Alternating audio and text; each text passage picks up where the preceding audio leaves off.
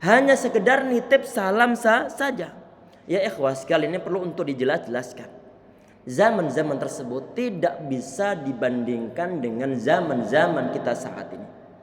Zaman-zaman tersebut ada suatu zaman yang memang keadaan masyarakat cukup simpel mereka. Tidak ada kedokteran, tidak ada ilmu pertabiban yang sangat canggih.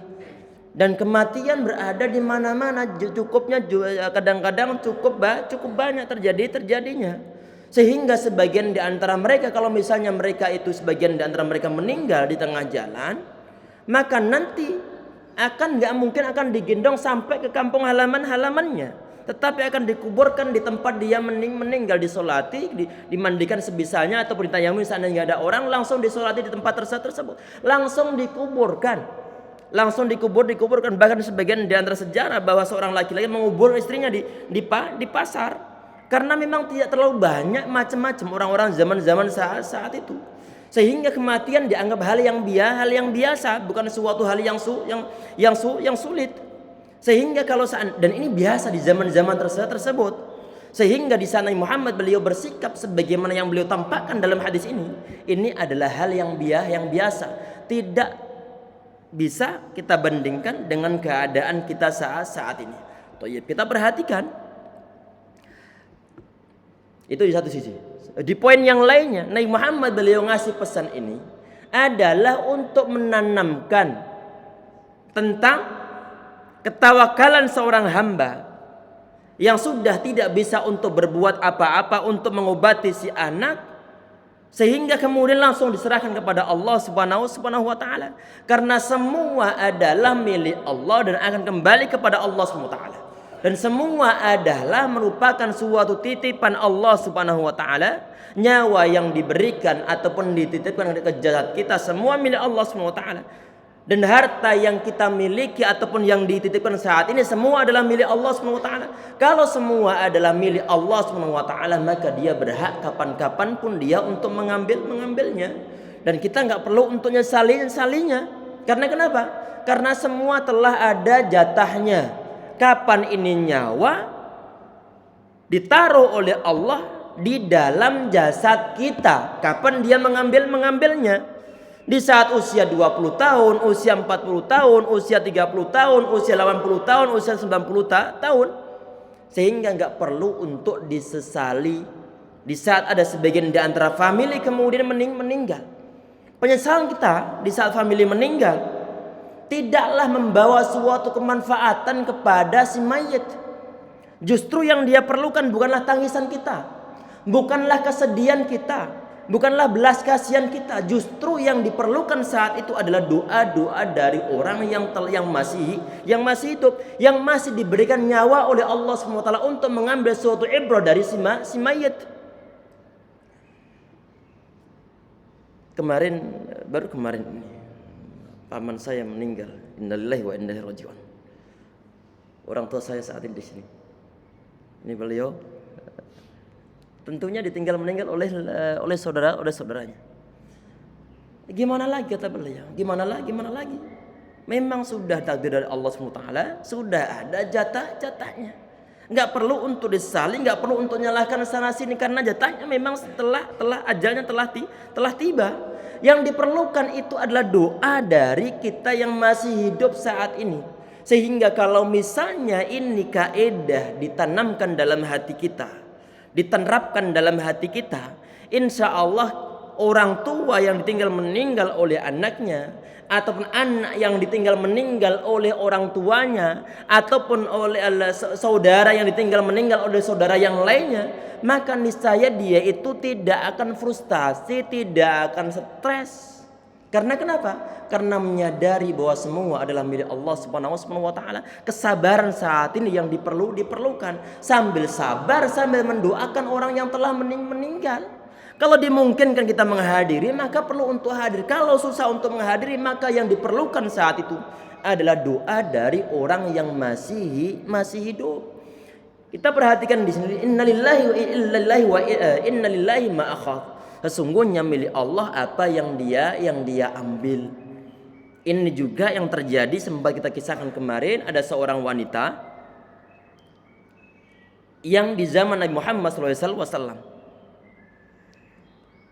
yang mana yaitu Ummu Sulaim, ibunda dari sahabat Anas ibn Malik radhiyallahu anhu.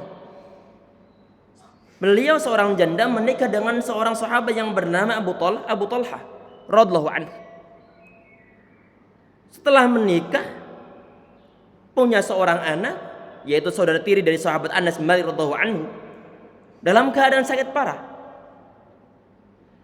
Saat sakit parah, sahabat Abu Talha beliau keluar rumah mungkin karena suatu keperluan. Balik-balik di saat malam hari, kemudian nanya kepada istrinya, bagaimana keadaan anak kita? Kemudian dia bilang, ahsanu mayakun, ataupun ahda'u mayakun, dia lebih tenang daripada, ataupun dalam keadaan yang lebih tenang. Nggak cerita apa-apa dia. Dia menyambut suaminya dalam keadaan berhias, dalam keadaan sangat cantik, sehingga kemudian terjadi hubungan suami istri. Habis hubungan suami istri, kemudian istrinya ngomong pelan-pelan, kalau seandainya ada seorang yang nitipkan sesuatu kepada kita, kemudian orang tersebut mengambil tipannya, apa kita berhak untuk melarangnya, berhak untuk mencegahnya? Dia bilang, Abu Talha mengatakan nggak berhak untuk mencegahnya, itu hak dia untuk mengambilnya. Kemudian istri mengatakan bahwa Allah SWT telah mengambil titipannya. Dia marah, beliau marah, kemudian ini Abu Talha marah, kemudian beliau sowan Nabi Muhammad SAW mengadukan tentang hal ini. Nabi Muhammad tidak menyalahkan Ummu Sulaim, justru mendoakan hubungan mereka berdua ini. Hubungan malam itu yang terjadi pada mereka berdua agar diberkahi oleh Allah Subhanahu wa taala. Titipan berhak untuk diambil oleh orang yang nitip. Walillahil mathalul a'la. Allah Subhanahu wa taala ngasih segala-galanya untuk kita. Kalau suatu saat diambil oleh Allah, maka itu hak Allah Subhanahu wa taala. Lil anna lillahi ma akhadh, sesungguhnya milik Allah apa yang dia ambil, dan sesungguhnya milik Allah apa yang dia berikan. Termasuk diantaranya adalah kalau misalnya ada sebagian di antara kaum muslimin yang nyawanya dicabut oleh Allah SWT, ataupun sebagian di antara keluarga yang nyawanya dicabut oleh Allah SWT, sedangkan saudara yang lainnya masih dalam keadaan hidup, berarti belum waktunya untuk meninggal. Dan suatu saat nanti pasti meninggal, kita semua pasti akan meninggal. Sewaktu terserah nanti Allah kapan akan menjemput, akan mengambil ajal kita. Tapi yang jelas kalau ajal itu telah menjemput, maka la yastakhirun sa'atan wa la yastaqdimun, maka tidak akan bisa diakhirkan dan juga tidak bisa untuk diundurkan ataupun diajukan. Jadi perlu untuk kesabaran di saat kita menghadapi suatu musibah. Ini bab masih berkaitan tentang masalah bab sabar. Baik sabar di saat menghadapi suatu musibah, sabar di saat menjalankan suatu ketaatan, ataupun bersabar di saat kita itu dihadapkan kepada suatu kemungkaran atau suatu perbuatan maksiat yang berusaha untuk ngajak kita melaksanakan suatu pelanggaran syariah. Kita perlu untuk bersabar. Dan kesabaran itu ya ikhwah sekalian, tentunya kita mengaku ataupun rata-rata umat manusia mengaku bahwa dia adalah bersabar, adalah seorang penyabar. Apakah klaim ini bisa langsung diterima? Belum tentu. Perlu untuk diuji. Kapan ujiannya? Di saat kita itu dihadapkan kepada sesuatu yang kita cintai kemudian diambil oleh Allah SWT. Apakah kita bersabar? Ataukah kita frustasi? Ataukah kita justru teriak-teriak nggak terima kalau misalnya keluarga kita ada yang meninggal, anak kita meninggal, kemudian kita teriak-teriak. Di saat kita teriak-teriak nggak menerima, bahkan mungkin langsung shock berat, kita justru langsung pingsan, berarti kita tidak bisa bersabar. Kalau langsung pingsan mungkin masih lumayan, tetapi kalau sampai teriak-teriak nggak menerima tentang takdir Allah SWT, ini sudah masuk ke dalam suatu ranah larangan dalam agama Islam yang disebut sebagai an-niyahah ataupun ratapan. Dan ratapan ini yang dilaksanakan oleh si ahli mayit, kalau sampai terjadi, maka innama yu'adzabul mayyit bima niha alaihi, atau kama qala Rasulullah. Mayit itu disiksa oleh Allah SWT sebab ataupun karena dia itu diratapi oleh keluarganya. Sehingga orang yang tahu ngaji dan kebetulan dia itu saat itu berada di suatu ruangan yang kebetulan semua anak berkumpul untuk mentalqin, untuk menuntun kalimat tauhid la ilallah kepada orang yang mau meninggal, maka nanti kalau misalnya dia di situ perlu untuk diberikan pengertian sebelumnya, diberi kewaspadaan sebelumnya, jangan sampai di saat nanti ini orang tua meninggal, di saat anak ini mau meninggal, jangan sampai nanti ada teriakan-teriakan ataupun tangisan-tangisan yang keras.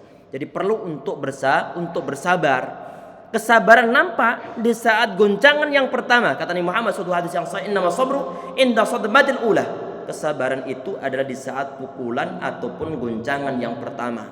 Di saat seorang perempuan dia menangis dengan keras di atas kuburan masih baru, kemudian Nabi Muhammad SAW beliau mengatakan ittaqillah wasbiri wahtasibi kama qala wasallam, engkau bertakwalah kepada Allah SWT dan engkau mintalah pahala kepada Allah SWT, engkau bersabarlah. Kemudian justru si wanita dia tersinggung, kemudian dia marah, ilaika anni fa innaka lam tusib musibati, ente minggir karena ente enggak merasakan rasa sakit dari musibah yang menimpaku.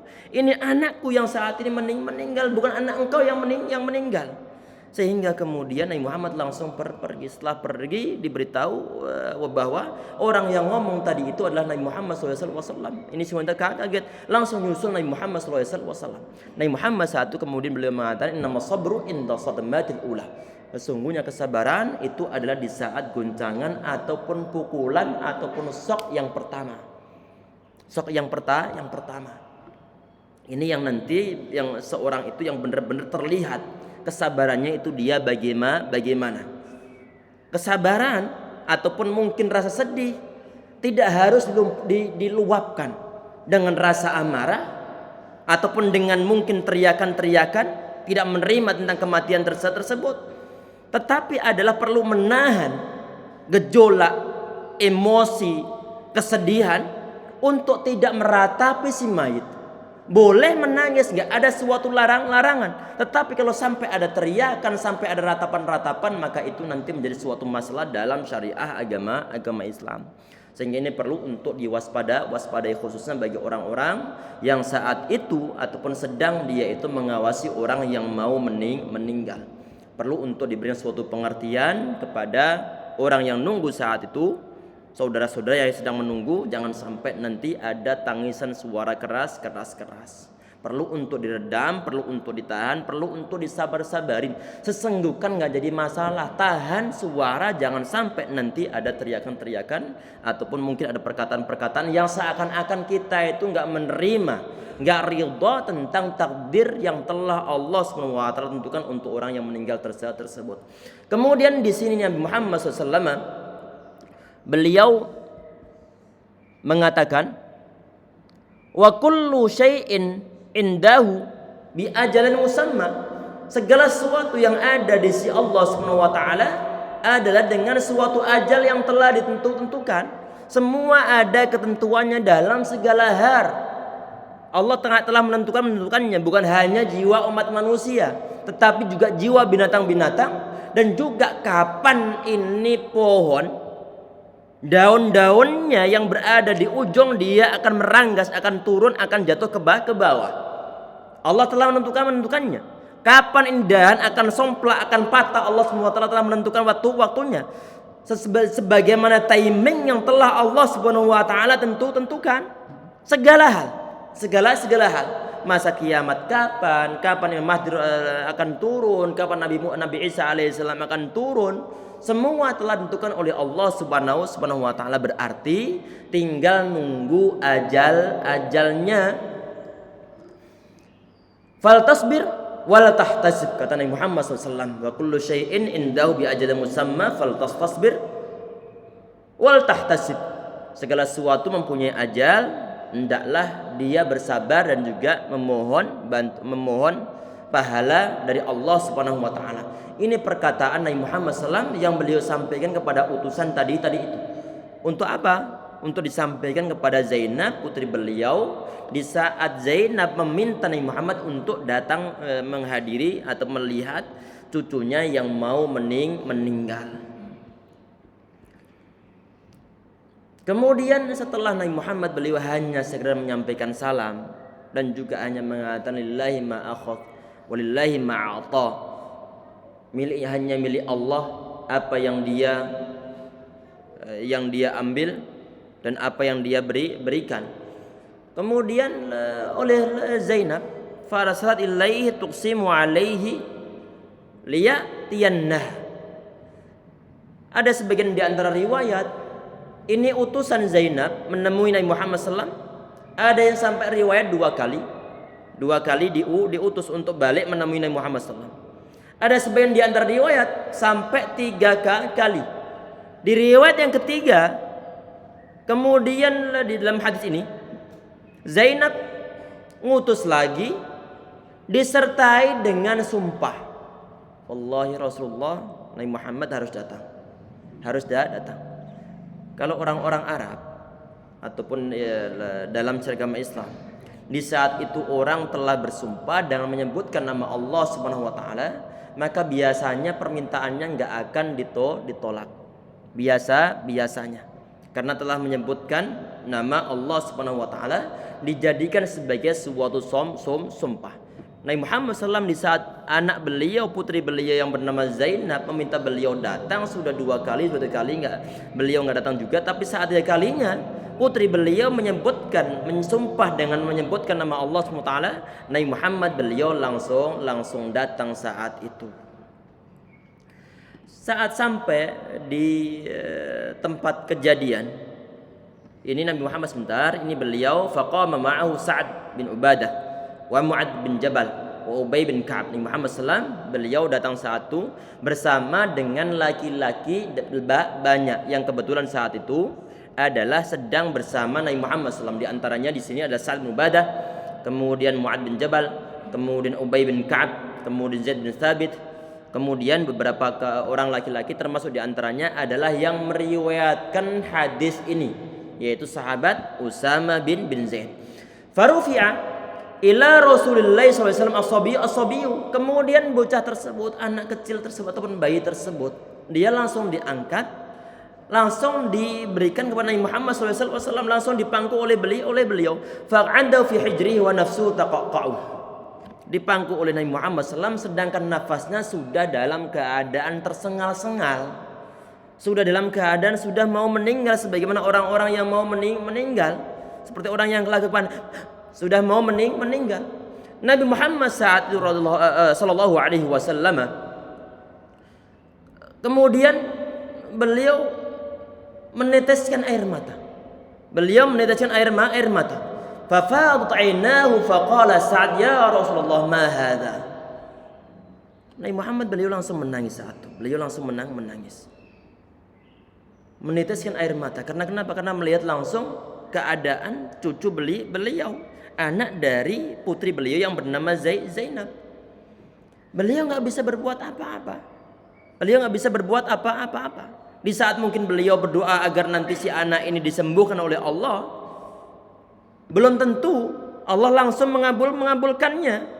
Karena memang hal ini dijadikan oleh Allah sebagai suatu ibrah, agar nanti ada suatu ajaran tentang masalah kesabaran. Dokter nggak ada, pengobatan juga belum maksimal, sehingga hanya bisa melihat di saat si anak dia dalam keadaan sakit dan tidak ada tindakan medis saat itu. Berarti Nabi Muhammad SAW beliau langsung menangis ini. Fafadat 'ainahu faqala Sa'ad. Kemudian sahabat Sa'ad ibn Ubadah radhiyallahu anhu, sebagian di antara riwayat ini adalah sahabat Ubadah bin Samit. Tapi yang sahih di sini ini adalah sahabat Sa'ad bin Ubadah. Kemudian beliau mengatakan di sana Muhammad SAW beliau menangis. Melihat menangis dilihat oleh sahabat yang lain menitikkan air mata. Kemudian sahabat Sa'ad bin Ubadah beliau mengatakan ma hadzal buka. Ya Rasulullah, ini tangisan apa ini? Kok antum menangis? Bukankah dilarang menangis di saat dalam keadaan semacam ini? Pemahaman sebagian di antara sahabat. Padahal yang dilarang Nabi Muhammad SAW bukanlah tangisannya, tetapi adalah ratapan-ratapan, suara teriakan-teriakan, ataupun mungkin bahkan sebagian di antara orang yang ditinggal meninggal oleh familinya, dia langsung teriak-teriak, bahkan mungkin mereka nyobek-nyobeki karena saking nggak terimanya, saking sedihnya, dia nyobek-nyobek pakaiannya, mukul-mukul muka-muka sendiri, atau mungkin gebrak-gebrak meja saat itu, kan nggak menerima anaknya yang dia cintai meninggal saat itu. Yang semacam ini dilarang dalam syariah agama Islam. Tetapi kalau hanya menangis nggak jadi masalah. Bahkan Nabi Muhammad SAW sendiri di saat anak beliau yang bernama Ibrahim bin Maria Al-Qibtiyah meninggal, termasuk juga anak beliau yang bernama Abdullah meninggal. Nabi Muhammad beliau menangis juga, dan juga Al-Qasim meninggal, Nabi Muhammad beliau juga menangis. Nggak jadi masalah. Kalau hanya sekedar tangisan ataupun senggukan biasa. Di saat beliau ditanya oleh sahabat Sa'ad bin Ubadah radhiyallahu anhu tentang tangisan beliau, kemudian beliau mengatakan, hadhihi rahmatun, ini adalah air mata ini adalah suatu rahmat Allah, ja'alahu Allah taala fi qulubi ibadihi, yang Allah Subhanahu wa taala berikan di dalam hati-hati hamba-hambanya, di dalam hati para hamba-hambanya. Belas kasih sayang dari orang tua kepada anaknya yang meninggal, ataupun kasih sayang dari orang tua yang anaknya meninggal, ataupun kasih sayang dari seorang anak yang orang tuanya meninggal. Mereka punya hubungan emosional, mereka punya hubungan kasih sayang, mereka banyak kumpul, banyak seserawung, banyak bergaul bareng. Di saat sebagian di antara famili meninggal, sehingga ada rasa sedih. Dan ini ada rasa sedih belas kasihan yang Allah Subhanahu wa taala titipkan kepada seorang hati hamba. Adalah hal yang wajar. Mungkin merasa kasihan, mungkin merasa sedih di saat ditinggal oleh orang yang dia cintai. Mungkin dia walaupun toh punya suatu keyakinan bahwa suatu saat nanti di saat hari kebangkitan telah ada, ataupun di saat nanti di akhirat ada kemungkinan dikumpulkan lagi oleh Allah SWT, misalnya di saat dua-duanya masuk surga. Tetapi kan terlalu jauh masanya. Terlalu jauh masa bertemu terlalu jauh, sedangkan orang yang meninggal ini adalah orang yang sangat dia cintai. Sehingga dia mikir, wah ini telah berpisah dengan si anak, telah berpisah dengan orang tua. Sehingga wajar kalau seandainya menangis. Bukan suatu aib kalau seandainya misalkan kita ini hati kita menangis ataupun air mata menetes di saat sebagian di antara famili kemudian dia meninggal. Tapi jangan sampai ada teriakan. Tangisan hal biasa manusiawi, nggak jadi masalah. Di sebagian di antara riwayat, fi qulubi man syaa min ibadihi, dalam hati siapa saja yang dikehendaki dari para hambanya. Artinya nggak semua hamba, nggak semua umat manusia di saat ada sebagian di antara famili meninggal kemudian dia ngeluarkan air mata. Tetapi yang jelas, walaupun toh kadang-kadang air mata itu nggak keluar, tetapi rasa hati sedih itu ada. Cuma kadang-kadang nggak ditampakkan.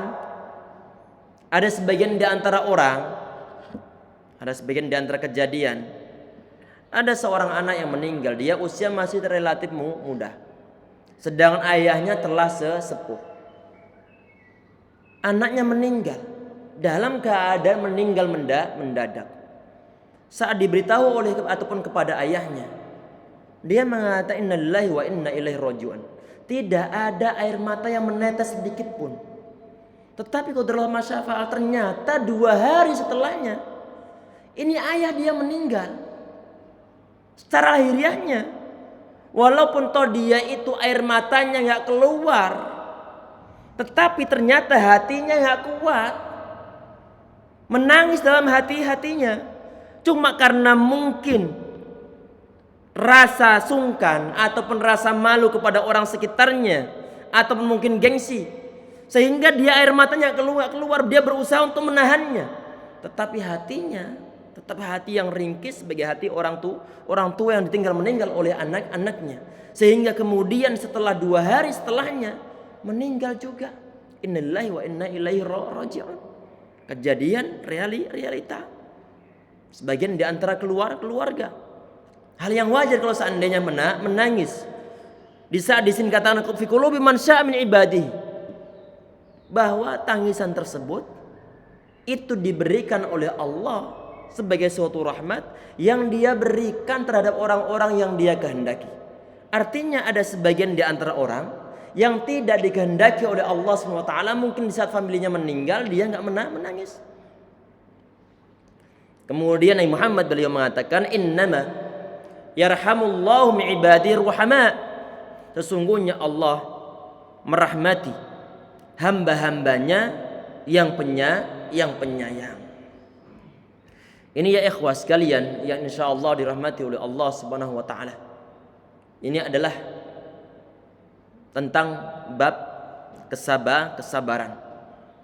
Kita melihat bagaimana pesan Nabi Muhammad SAW terhadap putri beliau yang bernama Zainab untuk bersabar, untuk mengharapkan pahala dari Allah SWT di saat menghadapi masa-masa semacam itu, dan tidak nyalahkan takdir di saat menghadapi suatu musibah ataupun hal yang tidak mengenakkan. Dan itu pula yang dipesankan Nabi Muhammad terhadap perempuan tadi itu yang menangis di atas kuburannya. Ittaqillahi wasbiri wahtasibi kama qala alaihi wasallam. Engkau bertakwalah kepada Allah Subhanahu wa taala dan engkau bersabarlah dan engkau harapkanlah pahala dari Allah Subhanahu wa taala. Kenapa Nabi Muhammad kok beliau mengatakan ittaqillah, engkau bertakwalah kepada Allah Subhanahu wa taala, takutlah kepada Allah Subhanahu wa taala? Karena si wanita ini kemungkinan dia teriak-teriak di saat itu, enggak sabar. Kalau enggak sabar berarti seakan-akan dia enggak menerima takdir Allah Subhanahu wa taala tentang kematian si anak, sehingga disertai dengan ratapan. Masih berapa lama sudah habis waktunya? Sudah? Kita buka tanya jawab insyaallah. Nanti di pertemuan berikutnya mungkin di Syawal nanti, karena ini adalah pertemuan yang terakhir di bulan Ramadan ini, nanti di Syawal mungkin akhir Syawal dilanjutkan kajian lagi di saat habis Lebaran. Nanti kisah tentang tentang penyihir, tentang seorang anak muda, dan juga tentang seorang ar-rahib ataupun seorang biarawan. Nanti ini terjadi kisahnya di zaman Bani Israel. Kisahnya panjang. Sebelum kita tutup, barangkali ada yang ingin ditanyakan, silahkan. Barangkali ada. Tafadhol.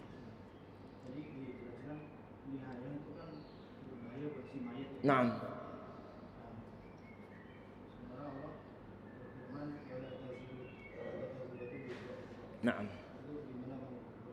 Naam. Allah yubarik fik. Allah mengatakan, wala taziratu wizra ukhra. Ada sebagian di antara ayat, wa an laysal insani illa ma sa'a, bahwa seorang itu dia tidak menanggung dosa dari orang lain. Sebagian di antara ayatnya tadi itu adalah, dan tidaklah apa yang didapat oleh seorang umat manusia kecuali apa yang dia usahakan. Ini pertanyaan beliau tentang kalau yang nangis itu adalah keluarga si mayit. Si mayit dia nggak ada kesalahan apa-apa, kok malah disiksa oleh Allah Subhanahu wa taala. Ini bagaimana mengkompromikannya? Ini dibahas oleh para ulama. Penafsir yang pertama adalah, kalau si mayit itu selama dia hidupnya, kalau dia misalnya keluarganya meninggal, dia selalu niyahah ataupun selalu meratapi. Maka di saat dia meninggal, kemudian keluarganya kok ngeratapi dia, maka dia mendapatkan suatu dosa. Berarti karena faktor kebiasaan dia sebelumnya, sehingga ditiru oleh orang lain. Memang si mayit dia nggak menangis, cuman kan ahli warisnya yang ditinggal meninggal, dia meratap, kemungkinan karena niru si mayit ini selama dia hidup. Itu yang pertama. Yang kedua adalah di saat dia itu masih hidup, kemudian melihat ada orang lain yang ngeratapi, dan kemudian dia terdiam tidak nasihati mereka. Ada suatu kemungkaran, terjadi di hadapannya dan dia tidak menasihati.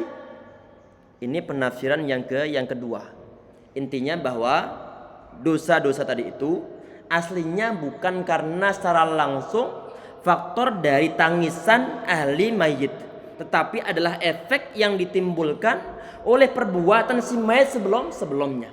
Jelas insyaallah ya. Berarti aslinya dia itu menanggung dosa dia itu sendiri. Termasuk diantaranya adalah dosa ngasih contoh kepada orang-orang sekitarnya selama dia hidup di saat ada famili meninggal, kemudian dia itu ngeratapi. Ini pengkombinasian yang disampaikan oleh para ulama tentang masalah hal ini, bahwa innama yu'adzabul mayyit bimaniha alaihi, kama qala alaihi wasallam, bahwa mayit itu disiksa sebab dia itu diratap-ratapi oleh keluarganya di saat dia meninggal. Jelas insyaallah. Allahu a'lam. Ada yang lain? Tidak ada? Kalau tidak ada, insyaallah kita cukup sekian. Semoga bermanfaat yang telah kita bahas dari pasca pandemi sampai hari ini. Semoga ilmu yang kita dapatkan diberi manfaat oleh Allah SWT, dan kalau banyak kebaikan yang disampaikan, semoga dengan mudah kita untuk mengamalkannya insyaallah, dan semoga menambah wawasan kita semuanya. Kalau ada suatu larang-larang dalam syariah, semoga Allah SWT mudahkan kita untuk menjauhinya ataupun untuk meninggalkannya insyaallah, amin ya rabbal alamin. Dan semoga sisa Ramadan di hari-hari berikutnya, mungkin sekitar 21 hari ataupun 22 hari, semoga bisa kita manfaatkan sebanyak-banyaknya untuk beramal soleh, untuk menambah ibadah baik secara kualitas ataupun secara kuantitasnya insyaallah, amin ya rabbal alamin. Kita cukup sekian insyaallah untuk pertemuan ini dan doa kafaratul majlis. Subhanakallahumma bihamdika asyhadu an la ilaha illa anta astaghfiruka wa atubu ilaik. Assalamualaikum warahmatullahi wabarakatuh.